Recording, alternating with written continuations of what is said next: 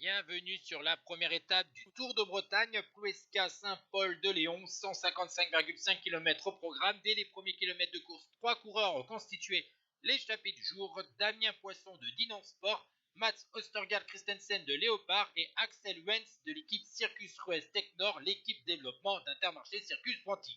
Leur avance a dépassé les 2 minutes avant qu'au sein du peloton, les équipes des sprinteurs, l'équipe Quick-Step Soudal Développement, DSM Développement ont décidé de prendre les commandes du peloton pour réduire l'écart en défaveur du trio de tête. On va arriver dans le circuit final à faire 5 fois long de 6 km 300. Il n'était plus que 2 à 25 km de l'arrivée avant que Christensen distance Wentz dans les 2 derniers tours. Malheureusement pour le coureur de la formation Léopard, il va être avalé à 5 km de l'arrivée par le peloton. On va donc assister à un sprint final à Saint-Paul-de-Léon avec notamment beaucoup de virages, des pavés dans l'ultime ligne droite, donc un sprint sinueux. L'équipe CIC-U Nantes Atlantique qui fait un gros travail dans le dernier kilomètre, mais ils vont être débordés par un Américain de 20 ans, Luc Lamperti, qui va donc s'imposer au sprint et qui va donc glaner sa 4e victoire de la saison. Il devance Andreas Stockbro et Riley Pickrell. Les autres victoires d'Amperti cette année, c'était la 4e étape du circuit des Ardennes, le Rutland Melton Classic et la première étape du Tour à l'Hétéro au Portugal. Ciao.